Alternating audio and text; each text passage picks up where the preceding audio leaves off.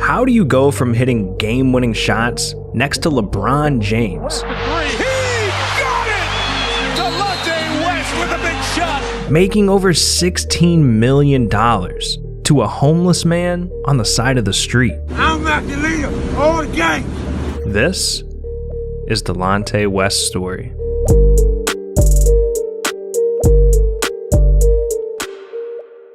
Delonte had one of the toughest childhoods in the NBA. He grew up in poverty, parents divorced, and kids would constantly bully him for having red hair, making him feel like an outcast. And for years, he struggled to fit in. The only thing Delonte had was basketball. That's what gave him his ego, his identity.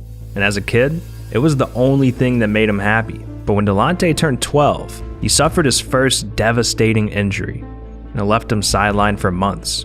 This was the first time he wasn't able to drown out his thoughts with basketball, and he spiraled into a deep depression. His mom saw he was struggling and decided it'd be best for him to live with his dad for a bit, but this only made things worse. His dad couldn't care less about what he was going through, and his new school was full of kids that were bad influences, opening the door for him to start experimenting with prescription drugs and alcohol. It wouldn't be until his leg injury healed that Delonte could feel somewhat normal again, back to distracting his mind with basketball. And by the time he got to high school, he ended up turning into a star athlete, averaging over 20 points a game. It was obvious this kid had all the talent to make it to the NBA. Then in college, he took things to another level. During his junior year, Delonte and Jameer Nelson, a future NBA player as well, were known as the best backcourt in basketball, and they torched through the regular season. Delonte was averaging 19 points a game, and the two stars led the St. Joseph Hawks to a 30-2 record. This officially put Delonte West's name on the map. With the 24th pick in the 2004 draft, it became official. The Boston Celtics selected Delonte West, and he accomplished his childhood dream. But as quick as things went up for Delonte, they began crumbling down. Injuries derailed his first few years in the NBA, and it wouldn't be until a trade in 2008 that the world would really get to know him, for good and bad. Delonte was traded to the Cleveland Cavaliers, giving him the opportunity of a lifetime, playing with LeBron James as the Cavs' starting point guard. This was the moment he was waiting for. But his years with the Cavs would also be filled with controversy.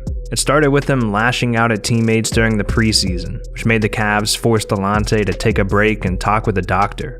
And he ended up being diagnosed with bipolar disorder. This meant Delonte would have extreme emotional highs and lows. So he started taking medication, talking to professionals, and learning to live with this. But that was just the beginning of his troubles. Behind the scenes, Delonte had a secret life that no one knew about. In September 2009, he was arrested while riding through DC on his motorcycle. He was pulled over and had 3 different guns on him. And with that, Delonte's name was in headlines everywhere, and people started questioning what was going on in his life. He ended up getting a slap on the wrist, sentenced to 8 months of house arrest, 2 months of probation, and 40 hours of community service. Then the following season, Delonte was involved in a controversy that not only left a stain on his legacy, but also LeBron's. The Cavs went into the 2009-2010 playoffs with the best record in the NBA. And LeBron was on a mission to get his first ring. But after going up 2-1 in the semifinals against the Celtics, the Cavs lost 3 straight games and were knocked out. LeBron went from an MVP player to disengaged. And sports shows immediately jumped on the story of LeBron's meltdown, trying to figure out what happened. And they uncovered something no one saw coming. Delonte West was sleeping with LeBron's mom, allegedly.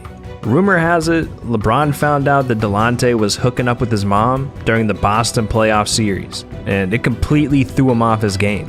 And just like that, the two players became the biggest sports topic in the world. Then, to make matters worse, the Cavs decided to trade Delonte away to the Timberwolves, and they waived him immediately.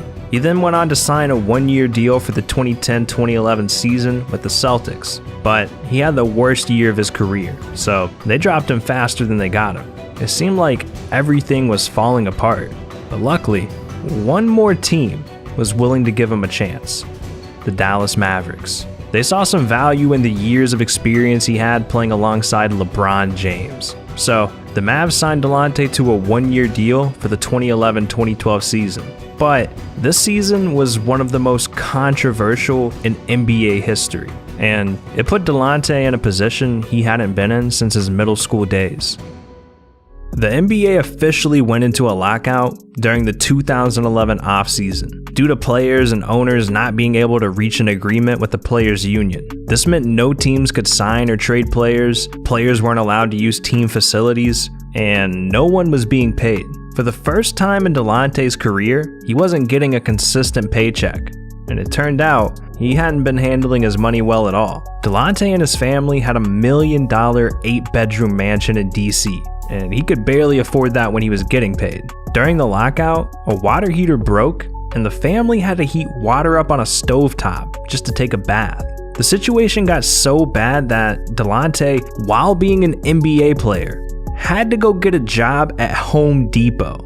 Yeah, this guy literally worked at Home Depot during the lockout. He was disgusted with himself, and he wanted to get rid of anything that made him feel like a failure. So Delonte started selling every single piece of memorabilia he had. It got so bad that when Delonte couldn't find a buyer, he would just throw the memorabilia away, just trying to erase all the pain he was going through. This lockout was one of the most difficult times in Delonte's life, but luckily, it was short-lived. And by January 2012, the NBA was back in session, and Delonte still had an opportunity with the Mavericks. After hitting rock bottom, Delonte was given one last chance to turn things around. The only question now was, can Delonte actually bounce back? Even with everything going on personally, Delonte proved he could still be a solid role player in the NBA, bringing his numbers back up to nearly 10 points a game throughout the 2011-2012 season. But Delonte was still struggling personally. His criminal record kept him from getting a place in Dallas, so he was forced to sleep in his car and even the Dallas locker room.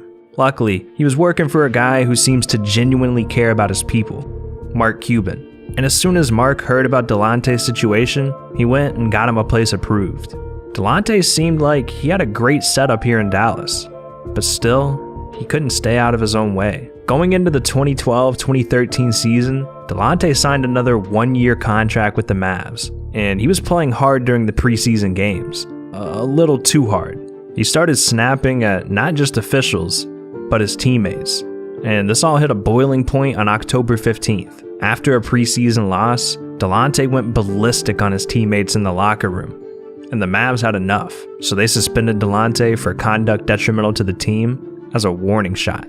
But just 10 days later, Delonte blew up on his teammates again after another preseason loss, so the Mavs hit Delonte with another suspension, and just a few days later, he was waived from the team, officially marking the end of his NBA career. At the time, Delonte was renting an apartment with a balcony that overlooked the Mavericks arena, and Delonte sat up on that balcony for days, watching fans pile into the arena, crying his eyes out, thinking about what could have been. But he had to move on. For a couple of years, he played for teams out in China and Venezuela, but never found stability. In 2015, Delonte made his way back to the US, playing for the Texas Legends in the G League. But it wasn't long before he suffered a season-ending injury in April of 2015. This marked the end of Delonte's basketball days and opened the door for the darkest chapter of his life yet. Delonte West completely disappeared. No one was talking about him. No one had any idea what he was up to until these pictures went viral in 2016. A fan ran into Delonte at a gas station and recognized him, so he wanted a picture, but what he got was a weird experience. The fan posted these pictures with the caption, "Bro had a hospital robe on like he escaped from the psych ward or something." I asked what happened, and he said life. Damn. It's clear just looking at these pictures that he wasn't on planet Earth. Nowhere close. I wouldn't call him homeless here though. It looked like he was going through a lot, and it was taking a toll on him for sure, but homeless? Not yet. After these pictures went viral, we wouldn't hear the name Delonte West for years. No one knows what he was doing. All we know is that the next time we saw him, he was in a graphic viral video being attacked in the middle of a highway. This started going viral in early 2020, and there is a part 2 of the aftermath showing Delonte West shirtless, handcuffed, and in a rage. I'm the leader of the motherfucking goddamn Navy SEALs and the Army and the Navy. I'm what President Trump. I'm the real president. I'm acting leader of all the gangs.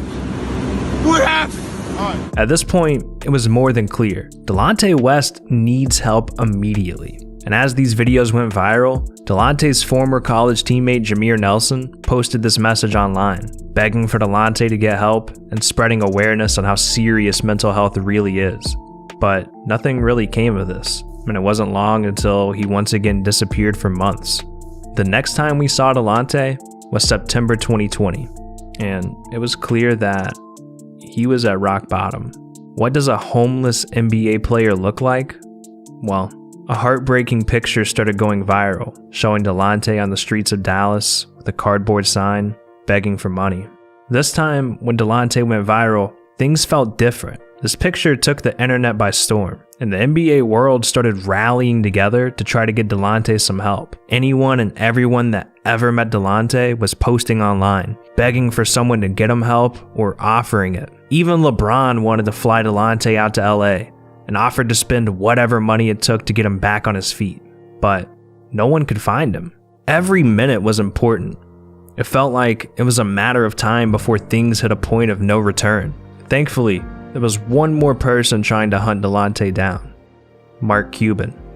Mark saw these pictures and videos go viral throughout 2020 as well. And as soon as he saw Delonte was in Dallas, he started making every call he could to try and find him. A few days went by, and Mark was able to get a hold of Delonte. They agreed to meet at a gas station in Dallas where Mark picked him up. Not long after, Mark confirmed with reporters that he did pick him up, saying, "I could just confirm that I found him and helped him. The rest is up to Delonte and his family to tell." And we didn't hear anything about Delonte for another month or so. Then, out of nowhere, Mark shared a couple of pictures and an update, saying, "Ladies and gentlemen, I present to you Delonte West. A long way to go, but he's taken the first steps and shared these with all of us as a thank you for the love and support." For the first time in years, Delonte looks alive and happy. And now it's being reported that Delonte has a job working for the same rehab center that he attended. From NBA player to homeless, this might be Delonte's last opportunity to save himself. Mental illness is hell. It's an internal battle that you have to live with forever. So if there's anything you take away from Delonte's story or this video, it's that it's okay to ask for help. In fact, Delonte getting in that car with Mark Cuban and accepting the help he needs, that's the strongest thing he's ever done.